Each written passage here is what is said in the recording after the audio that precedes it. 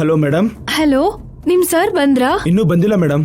ಅವ್ರು ಎಲ್ಲಿಗ್ ಹೋಗಿದಾರೋ ಏನಾದ್ರೂ ಗೊತ್ತಾಯ್ತಾ? ಇಲ್ಲ ಮೇಡಮ್. ಸಾಧಾರಣವಾಗಿ ಸರ್ ಹೊರಗಡೆ ಹೋಗಲ್ಲ. ಸರ್ಗೆ ಏನೇ ಬೇಕಂದ್ರೂ ನಾನೇ ತಗೊಂಡ್ಬರ್ತೀನಿ. ಯಾವಾಗ್ಲೂ ಮನೆಯಲ್ಲೇ ಇರೋರು ಇವತ್ತು ಯಾಕೆ ಹೊರಗಡೆ ಹೋದ್ರು ಅಂತ ನನಗೆ ಗೊತ್ತಾಗ್ತಾ ಇಲ್ಲ. ನಿಮ್ ಸರ್ ಬಂದ್ರೆ ತಕ್ಷಣ ನಮಗೆ ಇನ್ಫಾರ್ಮ್ ಮಾಡಿ. ಸರಿ ಮೇಡಮ್.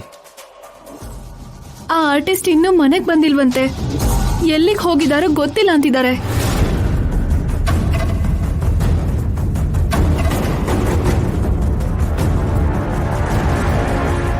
ಆರ್ಟಿಸ್ಟ್ ಏನಾಗಿದ್ದಾನೆ ಅಂತ ಇಲ್ಲಿ ಇವರು ಟೆನ್ಷನ್ ಮಾಡ್ಕೋತಿದ್ದಾರೆ. ಆರ್ಟಿಸ್ಟ್ಗೆ ಪ್ರಜ್ಞೆ ಬಂದು ಎಲ್ಲಿ ಚಾಣಕ್ಯನ ನೋಡ್ತಾನೋ ಅಂತ ಅಲ್ಲಿ ನಿತ್ಯ ಟೆನ್ಷನ್ ಮಾಡ್ಕೋತಿದ್ದಾಳೆ. ನಾವು ಮಾತ್ರನೇ ಟೆನ್ಷನ್ ಫ್ರೀ ಆಗಿದ್ದು ಎಲ್ಲನೂ ನೋಡ್ತಿದ್ದೀವಿ. ಜೋರಾಗಿ ಮಾತಾಡ್ಬೇಡಿ ಪೌಡ್ರು. ನಮ್ ತಲೆ ಮೇಲೆ ಯಾವಾಗ ಯಾವ ಟೆನ್ಷನ್ ಬೀಳುತ್ತೋ ಯಾರು ಗೊತ್ತು. ಒಂದ್ ವೇಳೆ ನಿತ್ಯ ಏನಾದ್ರೂ ಆ ಆರ್ಟಿಸ್ಟ್ ನ ಕರ್ಕೊಂಡು ಹೋಗಿರ್ಬೋದಾ? ಅವಳಿಗೆ ಅವನ ವಿಷಯ ಹೇಗ್ ಗೊತ್ತಾಗತ್ತೆ ಅಜ್ಜಿ? ಗೊತ್ತಾಗೋ ಅವಕಾಶ ಇಲ್ಲ ಅಂತ ಹೇಳೋದಕ್ಕಾಗಲ್ಲ. ಅವ್ರು ನಮ್ಮನ್ನ ಫಾಲೋ ಮಾಡ್ತಾನೆ ಇದ್ದಾರೆ. ಹೌದು, ಅವಾಗ ಚಿಕ್ಕಮ್ಮಂಗೆ ಈ ಮನೆ ಇನ್ಫಾರ್ಮೇಶನ್ ಕೊಡೋರು ಈ ಮನೇಲೇ ಇದ್ದಾರೆ. ಹೇಳದ್ನಲ್ಲ ನಮ್ ತಲೆ ಮೇಲೆ ಬಂಡೆಕಲ್ ಬೀಳುತ್ತೆ ಅಂತ. ಆರ್ಟಿಸ್ಟ್ ಬಗ್ಗೆ ನಿತ್ಯ ನಮಗೆ ಹೇಳಿದ್ಲೆ ಹೊರತು ನಿತ್ಯಗೆ ನಾವು ಹೇಳಿದ್ವಾ? ಆ ವಿಷಯ ಅವ್ರಿಗೆ ಗೊತ್ತಿಲ್ವಲ್ಲ. ನಿಜವಾಗ್ಲೂ ಚಿಕ್ಕಮ್ಮಂಗೆ ಇದರಲ್ಲಿ ಇನ್ವಾಲ್ವ್ಮೆಂಟ್ ಇದೆ ಅಂತ ಗೊತ್ತಾದ್ರೆ ಅವ್ರನ್ನ ನಾನು ಕ್ಷಮಿಸೋದಿಲ್ಲ. ಚಿಕ್ಕಮ್ಮ ಅಂತ ನೋಡದೆ ಅವ್ರಿಗೆ ಪನಿಷ್ಮೆಂಟ್ ಕೊಡ್ತೀನಿ.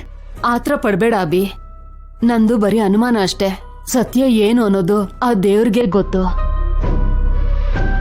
ದೇವ್ರ ಆರ್ಟಿಸ್ಟ್ನಾಗ ನಮ್ ಕಣ್ಣಿಗೆ ಬೀಳೋ ಹಾಗೆ ಮಾಡಿದ್ರೆ ಸಾಕಪ್ಪ.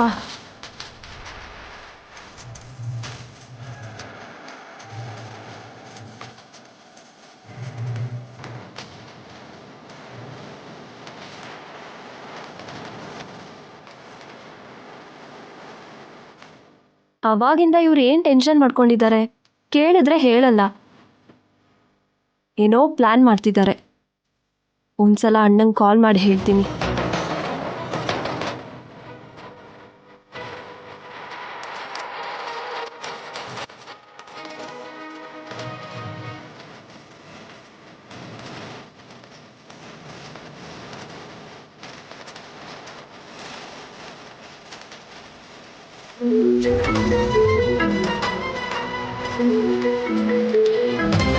ಹಲೋ ಶಶಿ. ಎಲ್ಲಿದ್ಯಾ ಅಣ್ಣ? ಅದು ಶಶಿ. ಏನಣ್ಣ ಟೆನ್ಷನ್ ಅಲ್ಲಿದ್ಯಾ? ಏನಾಯ್ತು? ಚಿಕ್ಕ ಆಕ್ಸಿಡೆಂಟ್ ಮಾಡ್ಬಿಟ್ನಮ್ಮ.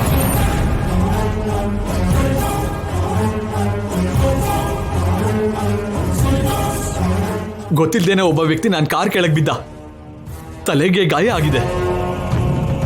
ಹಾಸ್ಪಿಟಲ್ಗೆ ಕರ್ಕೊಂಡ್ಬಂದು ಅಡ್ಮಿಟ್ ಮಾಡಿದ್ದೀನಿ. ಯಾವ ಹಾಸ್ಪಿಟ್ಲ್ ಅಣ್ಣ? ನಾನು ಇವಾಗ್ಲೇ ಬರ್ತೀನಿ. ಬೇಡಮ್ಮ, ನಾನು ಮ್ಯಾನೇಜ್ ಮಾಡ್ತೀನಿ. ಇಡ್ತೀನಿ.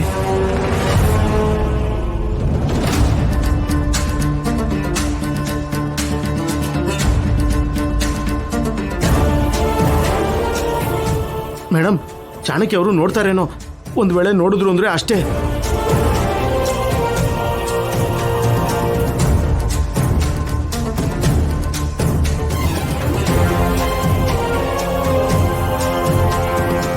Please madam, you do something.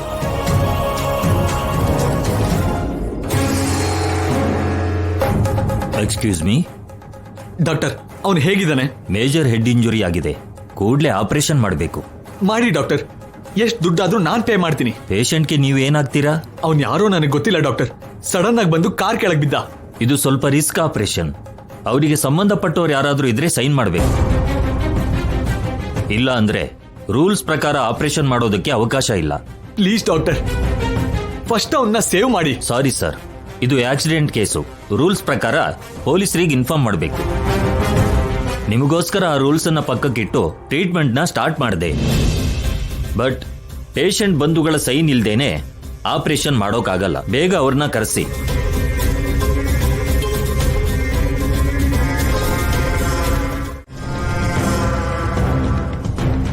Madam, Chandrika ಅವರು ಕಾಲ್ ಮಾಡಿದ್ರು. ಅಭಿ, ದಿವ್ಯಾ, ಶಶಿಗೆ ಆಕ್ಸಿಡೆಂಟ್ ವಿಷಯ ಗೊತ್ತಾಗೋಯ್ತಂತೆ. ಅವರು ಹಾಸ್ಪಿಟ್ಲಿಗೆ ಬರ್ತಿದ್ದಾರೆ. ಅವ್ರು ಬಂದ್ರೆ ಆರ್ಟಿಸ್ಟ್ ನ ನೋಡ್ಬಿಡ್ತಾರೆ. ಆ ಆರ್ಟಿಸ್ಟ್ಗೆ ಪ್ರಜ್ಞೆ ಬಂದ್ರೆ ಚಾಣಕ್ಯ ಶಶಿನ ಗುರ್ತು ಹಿಡಿತಾನೆ. ನೋ, ಇನ್ನು ಲೇಟ್ ಮಾಡಬಾರ್ದು. ಆಟ ಶುರು ಮಾಡಬೇಕು.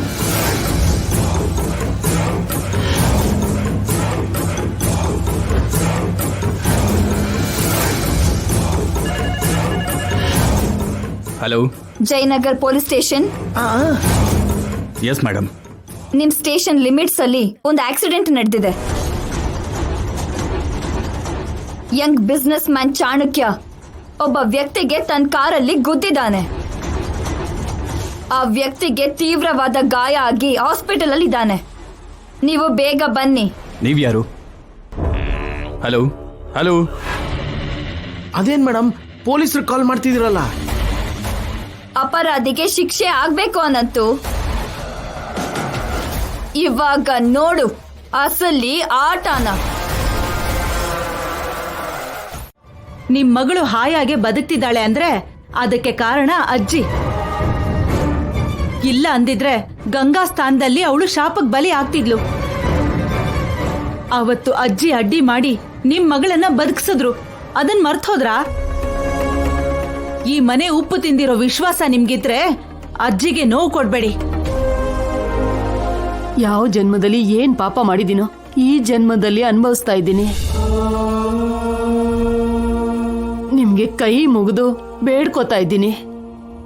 ನೀವು ಒಳ್ಳೇದ್ ಮಾಡ್ಲಿಲ್ಲ ಅಂದ್ರೂ ಪರವಾಗಿಲ್ಲ, ಕೆಟ್ಟದಾಗ್ಲಿ ಅಂತ ಬಯಸ್ಬೇಡಿ.